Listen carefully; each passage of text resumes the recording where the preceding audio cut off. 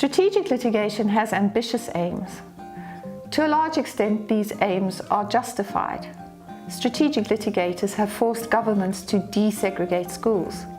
They've forced states to provide textbooks and transportation for learners. They've required governments to regulate multinational corporations which provide education for profit. One thing that stands out among all the different jurisdictions are the risks that public interest litigation can bring. There could be a political backlash. Litigation can be very costly and extremely slow. Litigation can even undermine other forms of political and social activism. And even worse, the case could be lost. This could set a bad precedent, and it could give the impression that courts are indifferent to the plight of the most disadvantaged. Lawyers have to ask the hard question, should the case go to court? At the outset, they have to develop a sophisticated, context-sensitive and flexible strategy as to how to litigate the case.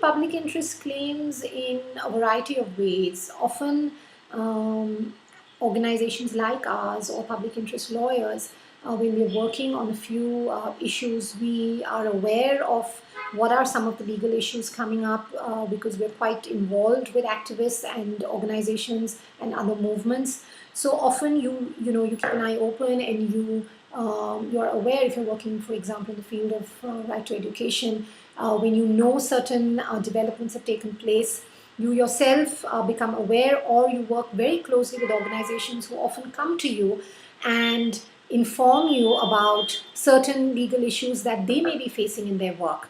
So often sometimes issues are brought to you by NGO partners or other activists, or sometimes you observe them.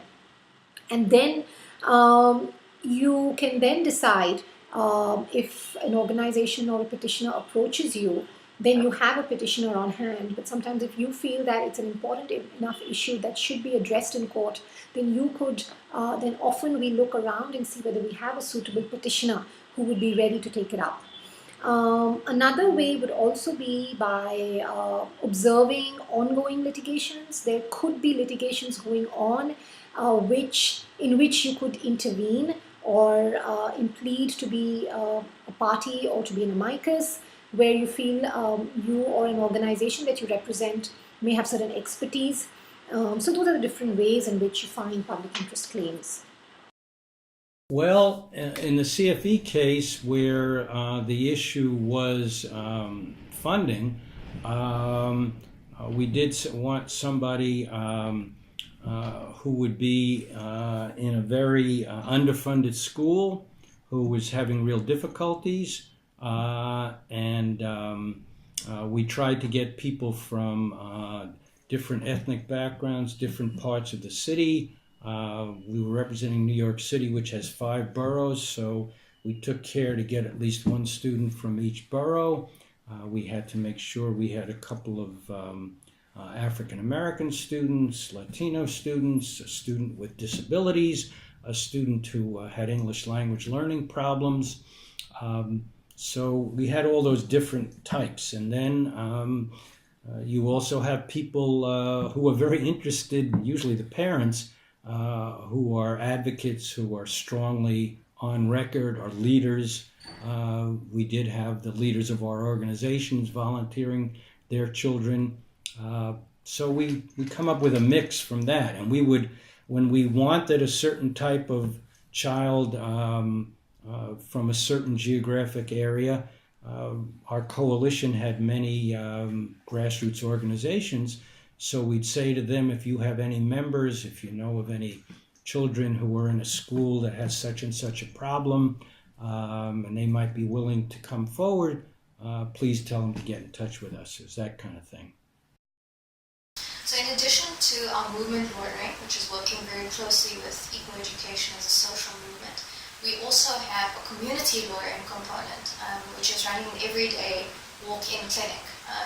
And with that clinic, we have various teachers, parents, learners coming to us with access to education issues and attempting to secure the right to education. In those instances, we always try and resolve the case in the best interests of the child, first and foremost. But there are many cases where that isn't always possible. And in those instances, where there is a need to urgently secure the best interests of the child, or otherwise we see that this is a systemic structural issue that comes up from time and time again, we may choose strategic litigation in order to achieve objectives. And an example of that is the case of Miss Safa, who is a divorced single parent who was unable to obtain a fee exemption because of the school's insistence that she must provide the financial details of her husband, her estranged ex-husband, who she no longer had any dealings with.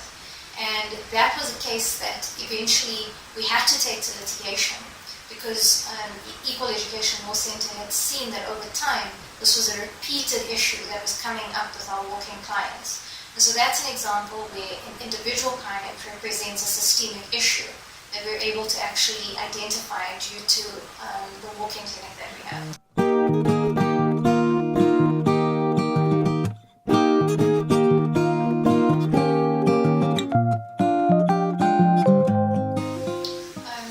So that depends on the type of case that we're dealing with. Where EE is actually developing a campaign, for example, around school infrastructure or scholar transport, the decision is taken as we work together to advance the ultimate goals or the ultimate objectives. And for Equal Education and Equal Education Law Centre, it's very important to exhaust all efforts at engagement. And so Equal Education, together with Equal Education Law Centre, will engage government officials, will engage all relevant stakeholders. And at the point where there is a feeling that engagement and all efforts at political resolution through picketing and protests and other forms of advocacy will not achieve the desired objective, then litigation is used as a tool.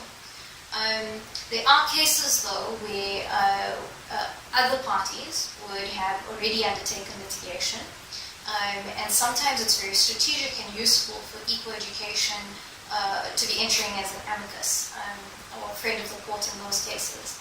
And in those instances, Equal Education Law Centre will engage on what the meaning of an intervention would be, what would be the impact of that, and what are the political implications of joining the case, and then we'll make a decision.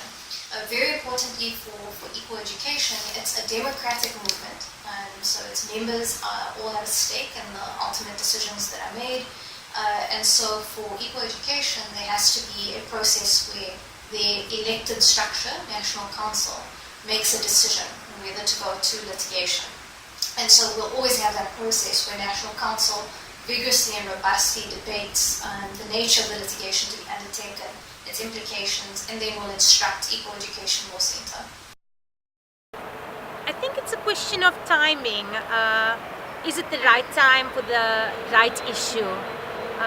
By way of example, we would see in the aftermath of, not the aftermath, but in the wake of our democracy, the National Coalition for Gay and Lesbian Society decided that they wanted to tackle the issue of gay marriage, but before doing so, they brought two other cases to the Constitutional Court on issues around, for instance, immigration, foreign spouses, and ultimately they were able to, through that sort of incremental approach, achieve judicial change on legislative change on a much broader basis. Sometimes we're actually approached by government. So, for instance, the Gauteng province, they have the biggest challenges when it comes to overcrowding in spaces. And what you often see is that our sort of conservative umbrella bodies that represent school governing bodies in the sector want to ensure that SGBs have as much power as possible And so government is often trying to fight SGBs on this, and these are instances in which we want government to have the power to determine capacity so that they can ensure that there's enough places across the system and that there aren't these islands of privileges. So yes, sometimes government comes to us. If for any reason we think that negotiating is a better way to do it, we will exhaust those options. But there's very high turnover of staff in political office, and they're the people that you have to negotiate with. So if you invest too much time and energy trying to negotiate with somebody, the next minute you look up and they're out the door and you've got a new politician in place, you've spent 6 months trying to negotiate and you've got absolutely nothing to show for it, you actually haven't benefited your client at all. So we are quite, we find actually that it's sad but true that litigation is the only method to even bring a government official to the negotiating table. And it's not with that in mind that we start on the road to litigation. What we have in mind is to achieve the end goal. And if halfway through the litigation it turns into negotiations because the settlement is on offer, we are sitting in such a strong position that we generally settle on the terms that we institute the application. We very seldom have to take a serious compromise.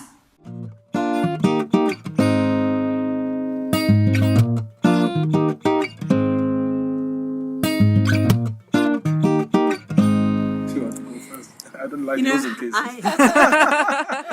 The interesting thing, actually, if you look at the strategic litigation in South Africa, is that there have been very few losing cases. And I think the reason for that is that strategic litigators have time to think and plan, and therefore, unlike lawyers bringing ordinary civil matters who are under pressure and trying to get things done very quickly and don't have a long-term aim, they may be more likely to go wrong.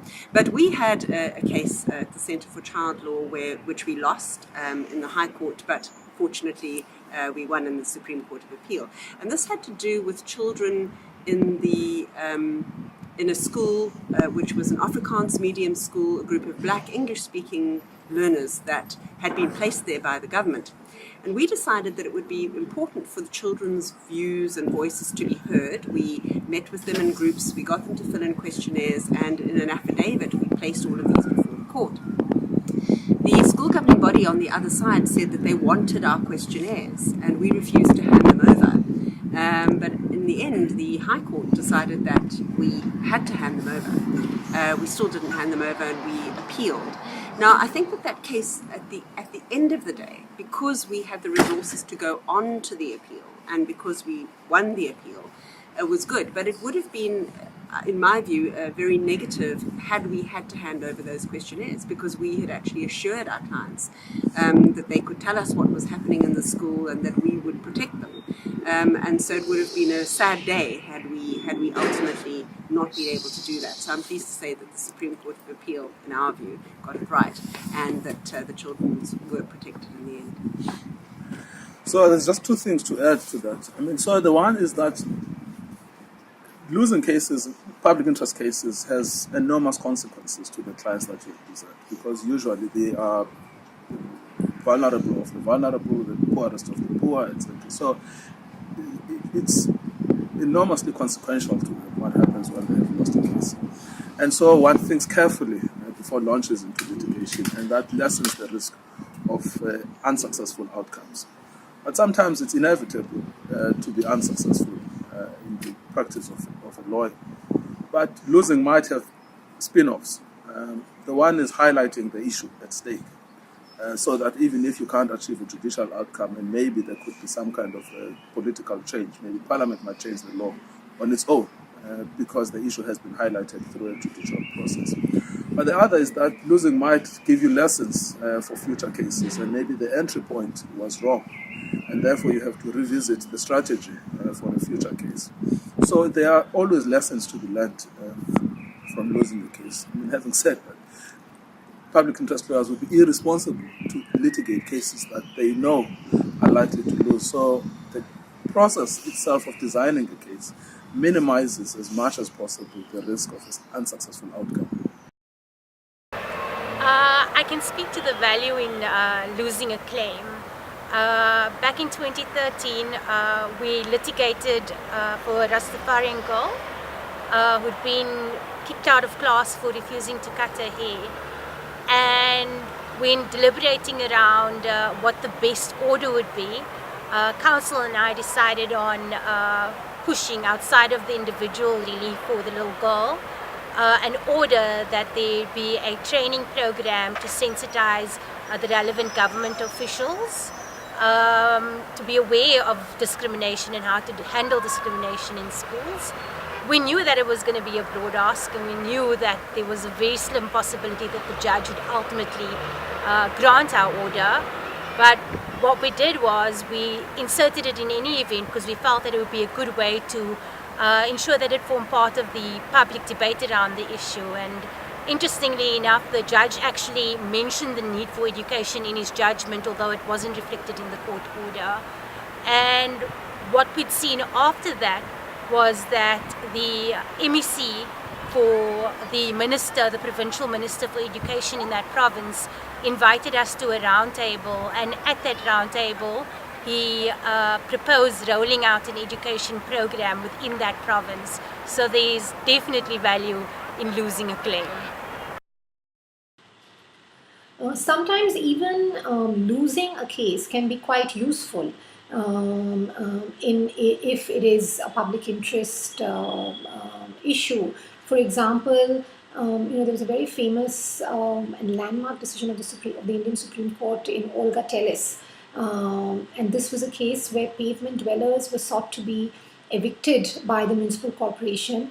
And while the judgment ultimately did allow the municipal corporation to remove them after giving them an opportunity to be heard, so it did not protect their right to remain on the pavement. But the judgment, even while it did that, the judgment for the first time articulated in that case the right to livelihood, and it held that the right to livelihood is part of the right to life. So, even though one could interpret that judgment as being a losing case, it was immensely significant because it led to the court articulating a new right.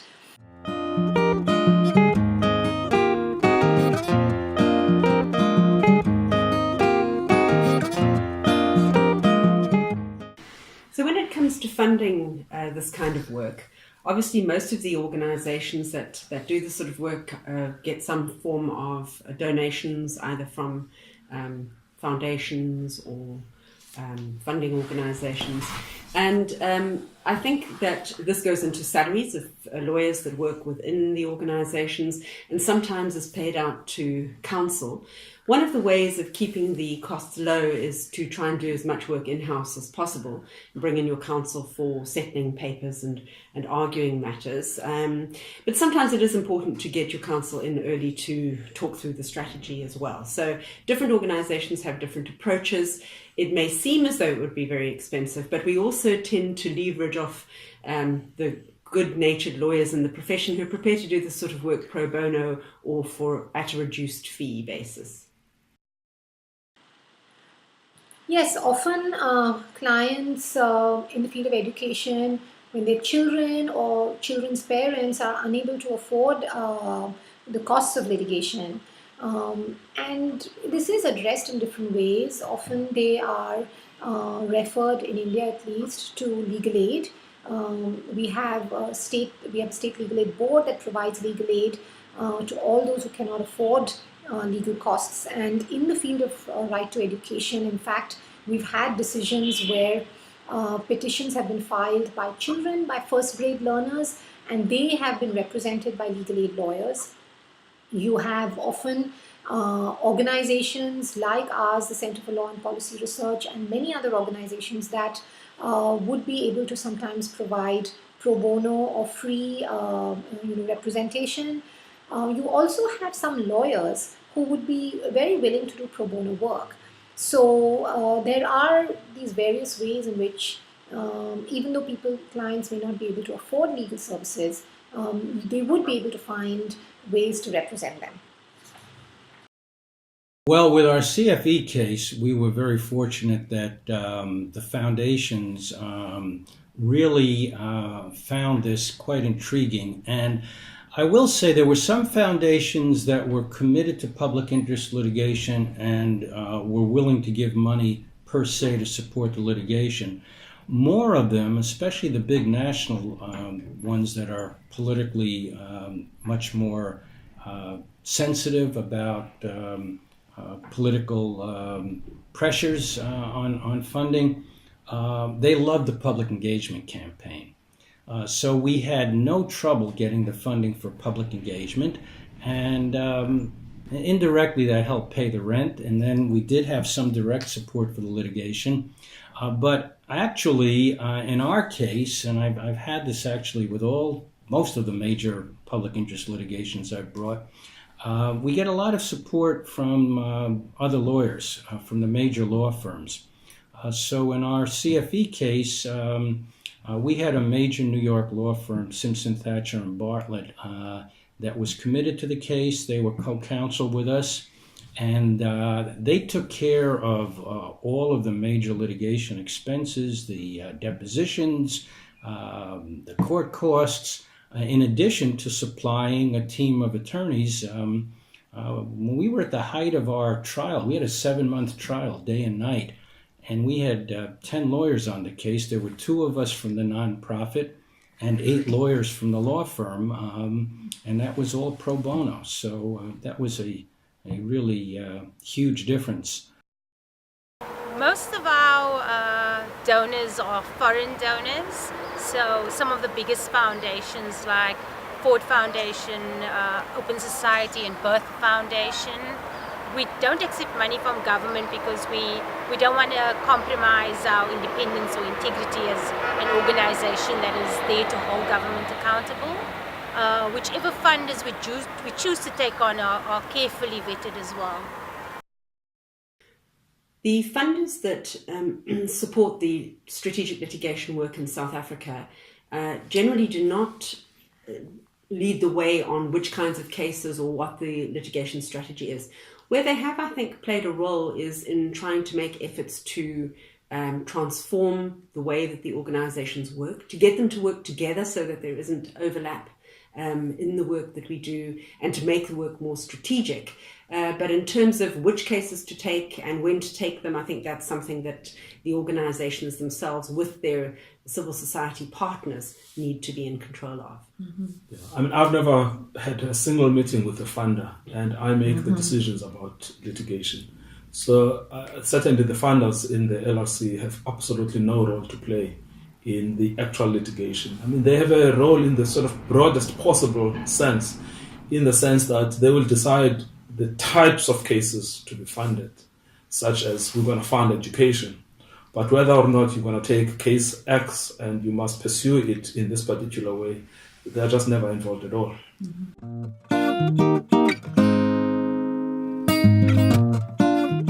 This first module has set out the broad themes and questions that will be further explored in the remaining modules. In the next module, we turn to look more closely at how best to use courts and how to prepare for litigation.